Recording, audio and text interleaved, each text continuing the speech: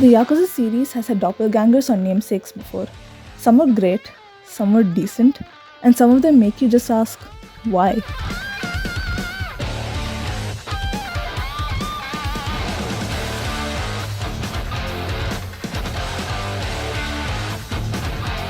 Yakuza Gaiden is a spin-off from the mainline Yakuza series, showing what happened to our protagonist Kazuma Kiryu between the events of Yakuza 6 and 7. In the game, we have to take down anybody who could threaten the dissolution of the Tojo and the Omi, our main target being Homare Nishitani III. Nishitani III is the current patriarch of the Kijin clan, and he's a clear homage to the fan-favorite Homare Nishitani from Yakuza 0.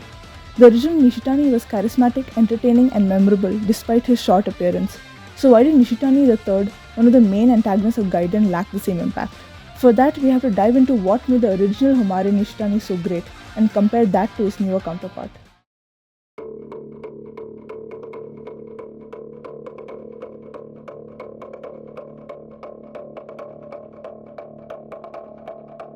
Nishitani at the point of Yakuza 0 was the first and only eccentric character. According to the wiki, he was wild, sadomasochistic, and did whatever it took to get what he wanted. He's also very clever, as seen as how he forced Majima to fight him despite his customer's king policy. So how does Nishitani III differ? He doesn't.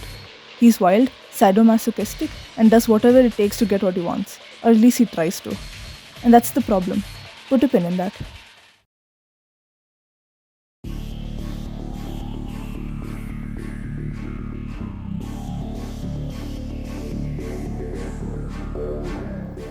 The original Nishitani's boss battle is one of the most beautiful and flashy battles in the series. Almost 2 years and 8 games later, I still remember his dynamic intro and QTE cutscenes.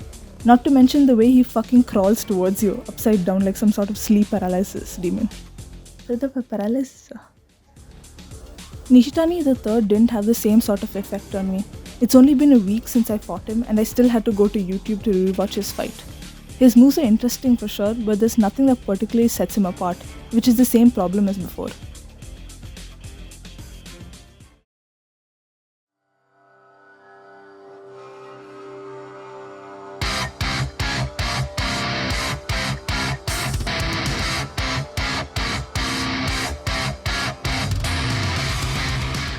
The biggest difference between the two Nishitanis is the impact they had on the overall series.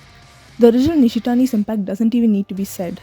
He inspired Majima, who was tied down by others above him in Yakuza 0, to become the loud, crazy mad dog that we know him as today. Nishitani III, on the other hand, doesn't leave that much of a lasting impression.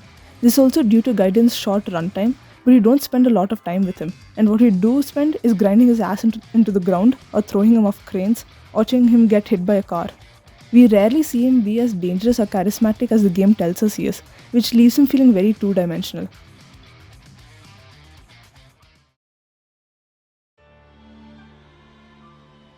So the question is, why? Why was Nishitani chosen among all the other characters to make a return? Kiryu didn't even meet the original Nishitani, so why is he meeting his successor? Even Kiryu himself asks why he should care.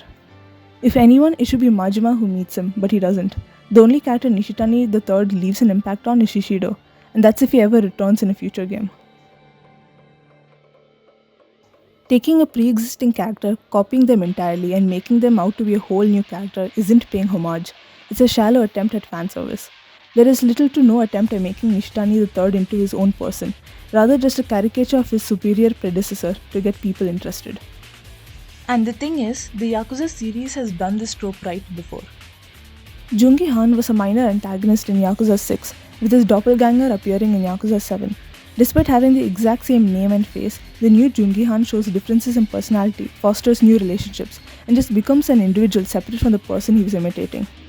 Both the Jungi Han of Yakuza 6 and the Jungi Han of Yakuza 7 are completely different characters in their own right, enjoyed by people in their own separate ways. The same can't be said about Nishitani III. There is no way to look at Nishitani III and not think of the original, and it's a shame that RGG didn't even try to create a distinction.